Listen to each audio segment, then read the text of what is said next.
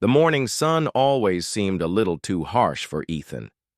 By 6 o'clock, he was already awake, lacing up his worn boots, preparing for another long day at the construction site. His back ached from years of labor, his hands roughened by concrete and steel, but he carried himself with quiet pride. He wasn't rich, he wasn't glamorous, but he was honest. He had always believed that honesty and hard work were enough to build a life. At home, Clara was just stirring awake when he kissed her forehead and whispered, "I'll see you tonight." She barely nodded, half asleep, more concerned about the notifications buzzing on her phone than her husband's daily routine. Ethan didn't mind. He loved her, deeply, foolishly, completely. Their marriage on the surface was stable. They lived in a small rented apartment. Ethan worked 12-hour shifts, managing crews, dealing with contractors, earning enough to cover the bills and save a little for the future. Clara, on the other hand, stayed at home, but her days revolved around Instagram feeds, fashion blogs, and envy toward women who flaunted designer handbags and luxury vacations. At first, Clara had adored Ethan's simplicity. She had married him because of his sincerity, the way his eyes lit up when he spoke about dreams, the way he always made her feel safe. But as years passed, that simplicity began to feel like limitation. Every time she saw her friends with new iPhones, luxury cars, or expensive dresses, resentment grew inside her. Ethan. She would sigh in the evenings, scrolling through her phone. Don't you ever wish we had more? A bigger apartment, a car, maybe just something better? Ethan would smile patiently, pulling her close. One day, Clara, I'm saving. Slowly, but we'll get there. All that matters is, we're together, right? But Clara's heart no longer beat with that answer. She wanted shortcuts. She wanted more than Ethan's promises. It was during a family gathering that temptation appeared. Ethan's cousin, Ryan, arrived in a sleek black car, wearing an expensive suit and a golden watch that sparkled under the light. He was the opposite of Ethan, loud, arrogant, dripping with money and charm. He owned a real estate business, and his social media flaunted vacations in Bali, champagne parties, and beautiful women by his side. Clara's eyes lingered on him longer than they should have, and Ryan noticed. Over the weeks, Ryan began messaging Clara. At first, playful jokes, then compliments, then invitations. Why waste your life with someone who can't give you what you deserve? He wrote. Clara hesitated, but her greed whispered louder than her conscience. She agreed to meet him. Ethan remained oblivious. He worked harder, thinking extra hours might finally let him surprise Clara with the car she always dreamed of. Meanwhile, Clara was meeting Ryan at hotels, his hands holding hers, his promises intoxicating. "You're too beautiful to waste your life in poverty," Ryan would whisper. "With me, you'll never have to worry. I can give you the world." And Clara believed him. The betrayal came crashing down one rainy afternoon. Ethan returned home early, carrying a bouquet of flowers and a small velvet box. Inside was a delicate necklace, not expensive, but bought with months of savings. He had planned to surprise Clara, to remind her that love didn't need wealth to be meaningful. But when he entered their bedroom, the sight destroyed him. Clara was there, in Ryan's arms, their laughter silenced by Ethan's horrified gasp. The necklace slipped from his fingers, clattering against the floor. For a moment, no one spoke.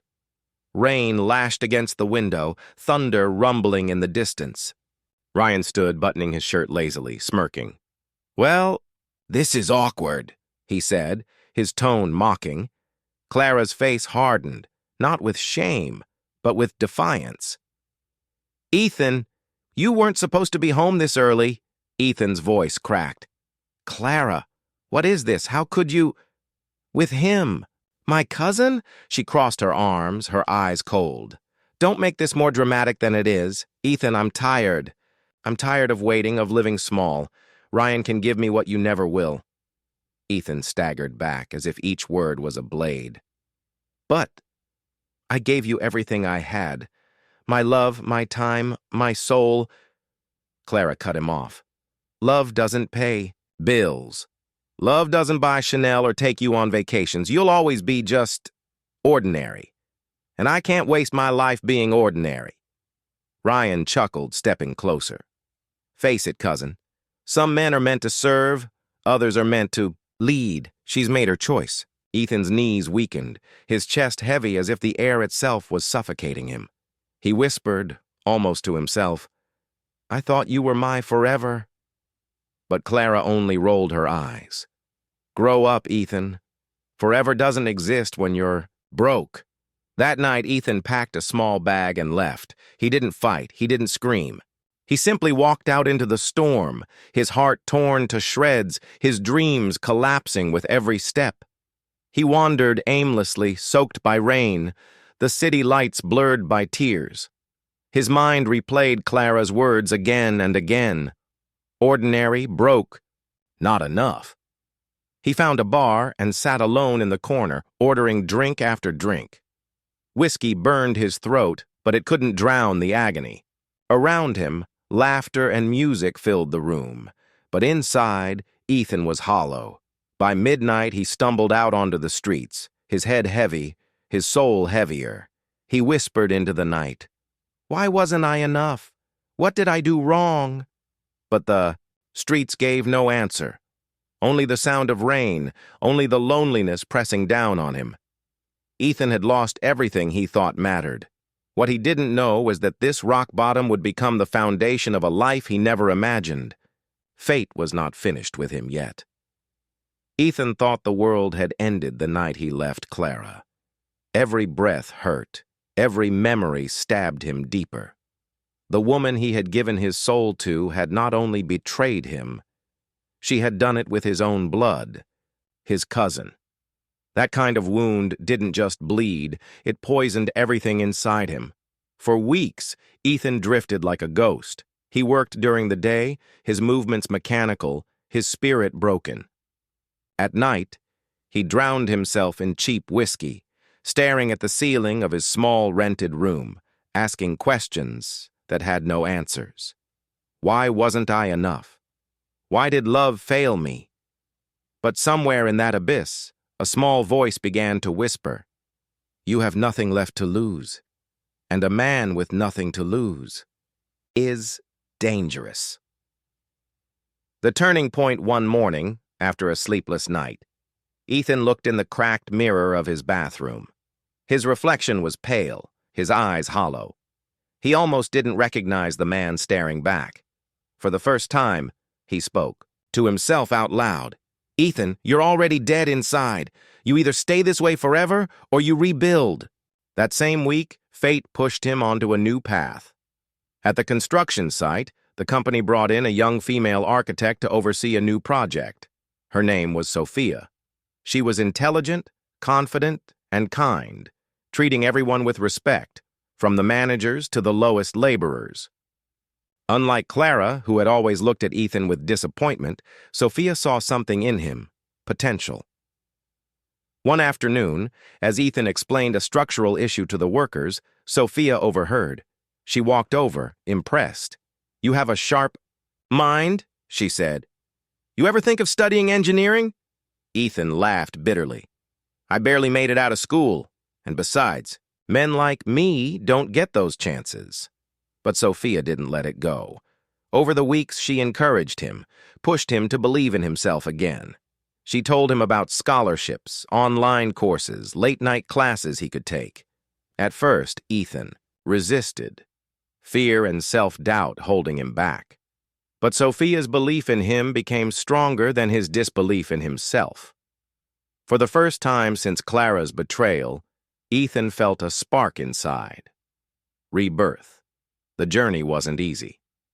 Ethan worked 12-hour shifts, then spent nights hunched over textbooks, watching lectures, scribbling notes until his eyes burned. There were nights he wanted to quit, nights when Clara's cruel words echoed in his head. You'll always be ordinary. But instead of breaking him, Those words became his fuel. Year after year, Ethan climbed. He passed his exams, earned certifications, and slowly moved from worker to supervisor, then to site manager. Sophia was always there, cheering him on, sometimes bringing him coffee at midnight study sessions, sometimes just sitting beside him in silence. Their bond grew deeper, built not on shallow desires, but on respect, resilience, and shared dreams. One evening, as the sun set over the half-built skyscraper they were inspecting, Sophia looked at him with a soft smile. "You know," she said, "I think you've finally become the man you were always meant to be." Ethan's chest tightened. For the first time in years, he didn't feel broken. He felt whole. Success 5 years passed like a storm. Ethan was no longer the poor construction worker Clara had mocked. He had become a respected civil engineer, running his own contracting company. His name carried weight in the industry, his projects shaping skylines. Sophia was not just his partner in work, she was now his wife. Their wedding was small but filled with genuine love, something Ethan had once thought he'd never feel again. Together they built not just buildings, but a future. But fate wasn't done. It had one last act to play. The encounter had happened on a summer evening.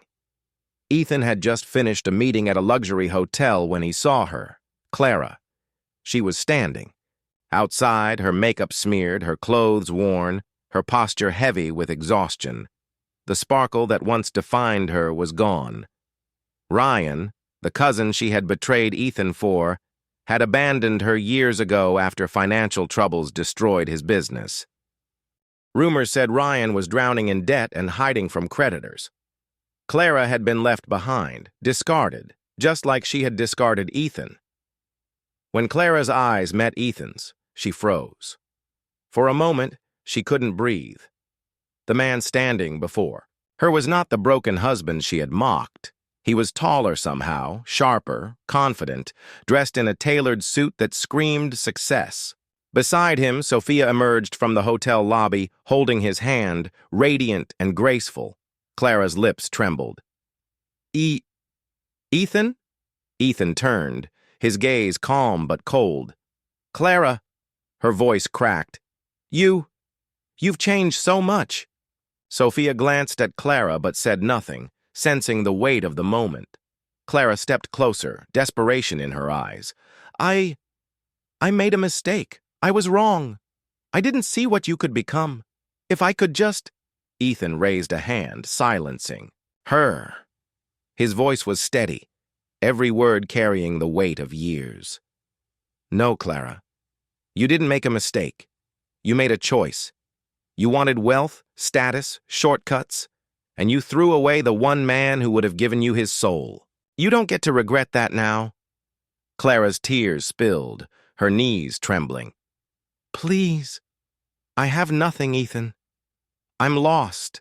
I need someone." Ethan looked at her for a long moment. Once, her pain would have torn him apart. Once, he would have rushed to comfort her.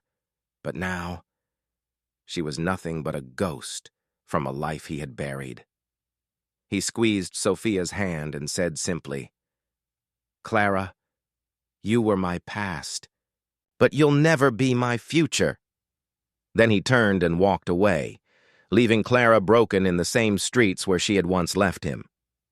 Epilogue. That night, as Ethan stood on his apartment balcony beside Sophia, looking out at the glowing city. Lights. He finally felt peace. He had lost everything once. His love, his dignity, his dreams. But from that loss, he had rebuilt himself into something stronger than he ever imagined. And the sweetest revenge wasn't wealth or status or even seeing Clara suffer. It was standing there, hand in hand with the woman who truly saw his worth, knowing he had risen from the ashes and won back the one thing Clara could never touch, his soul.